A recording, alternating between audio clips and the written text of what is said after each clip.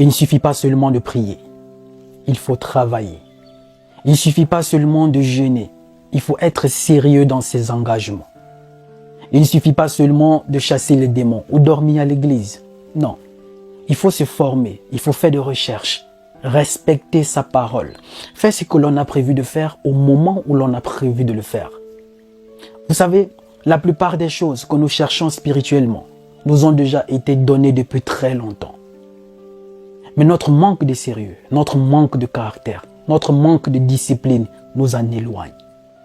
C'est pourquoi vous pouvez prier, jeûner, chasser les démons, dormir à l'église. Si vous n'ajustez pas votre caractère, vous resterez à la même place. Écoutez, vous savez, les Chinois, il est chinois. L'Indien, il est indien. L'Occidental, il est occidental.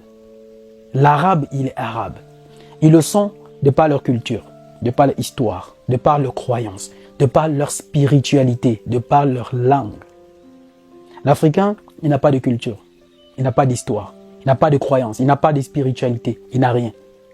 Il est à la fois bouddhiste, franc-maçon, rosicrucien, il est chrétien, il est musulman, il est partout à la fois, sauf nulle part. Il vit dans un monde où lui-même ne connaît même pas le fonctionnement de ce monde. On dirait un mauvais esprit à la recherche d'un corps étranger dans lequel il va habiter. Écoutez, vous savez, on est homme, fondamentalement homme, de par son histoire, de par sa croyance, de par sa spiritualité, de par sa langue, de par sa culture. Mais l'Africain, il n'a rien de tout ça.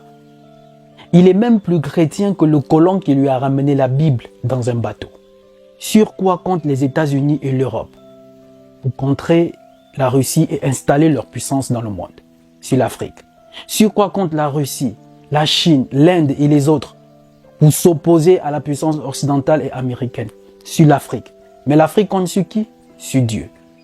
Le continent africain est le continent où il y a plus d'églises et plus de pasteurs. Mais le continent le plus pauvre. Quel paradoxe!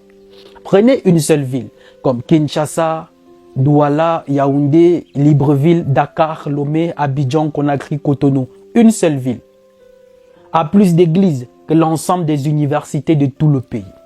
Une seule ville a plus d'églises que l'ensemble des hôpitaux, des écoles de tout le pays. Une seule ville a plus de pasteurs que des médecins de tout le pays. Plus de pasteurs que l'ensemble des ingénieurs, des instituteurs, des professeurs de tout le pays. À croire qu'on va croiser les bras et prier et Dieu viendra transformer les choses. Mais si c'était le cas, l'Afrique ne serait pas le continent le plus pauvre. Pourtant, c'est le continent le plus riche. Parce qu'on a plus d'églises et on a plus de pasteurs. Donc, la prière, tout simplement, devait changer les choses. Mais jusqu'à aujourd'hui, rien. C'est pour dire que la prière seulement ne suffit pas. Vous savez, Dieu lui-même, il a créé le monde en 6 jours. Le 7e jour, on dit c'est le jour du Seigneur, le jour où il faut aller l'honorer. Mais l'Africain, il va à l'église du lundi au dimanche, 7 jours. Tu travailles quand? Quand est-ce que tu construis ta vie? Quand est-ce que tu t'occupes de ton foyer? Quand est-ce que tu t'occupes de ton époux, de ton épouse, de tes enfants? Et demain, quand tu perdras ton mariage, c'est la volonté de Dieu. L'Africain, c'est le seul être qui, il impute ses propres erreurs au Seigneur. Tu as perdu le mariage parce que tu t'es constamment pas présente. Tu remets entre les mains de Dieu. C'est la volonté de Dieu. Tu as perdu le travail de par ton indiscipline. C'est la volonté de Dieu. Ton enfant a raté son examen parce qu'il était quasiment pas à l'école. C'est la volonté de Dieu. Un peuple, pour se construire, pour se développer, se base sur 6 piliers fondamentaux. Son histoire, sa théorie, ses concepts, son idéologie, son paradigme et sa culture. Heureusement qu'une génération de jeunes Africains que nous sommes avons compris qu'il n'y a que par le travail que nous pouvons sortir de cette situation. Alors mes frères africains, vous savez, les colons, les hommes de Dieu, en complicité avec nos chefs d'État, nous ont beaucoup menti, et beaucoup mentir même. C'est le moment à nous de prendre chacun sa résolution pour changer notre situation. Ils nous ont beaucoup menti. En Afrique aujourd'hui, tout le monde veut être pasteur. Tu échanges avec quelqu'un, après 3-4 ans, il est devenu pasteur. Il a son assemblée. Tout le monde est devenu pasteur. Mais quand vous faites une comparaison avec les autres, Nous sommes même pasteurs des religions qui ne sont pas les nôtres. Une religion que nous ne maîtrisons même pas. Nous ne connaissons même pas en réalité son origine. Parce que c'est venu par les colons dans un bateau. On a tout simplement régné notre croyance, notre spiritualité, tout ce qui nous est propre. L'Africain est le seul être de ce monde qui est prêt à adopter tout ce qui vient chez les autres, à faire un copier-coller de tout ce qui vient chez les autres. Mais personne ne veut copier ce qui vient de chez lui. Et ça ne le dérange en rien.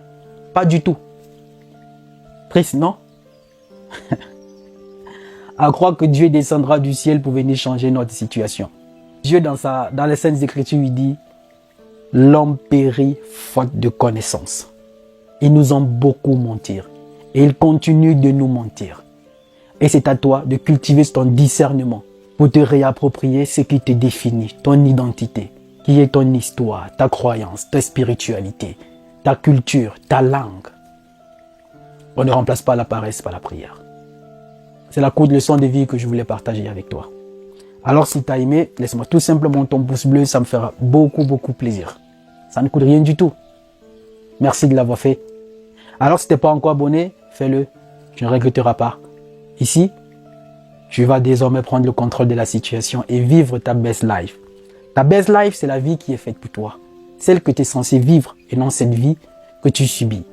Je suis Roland Campbell, ton frère.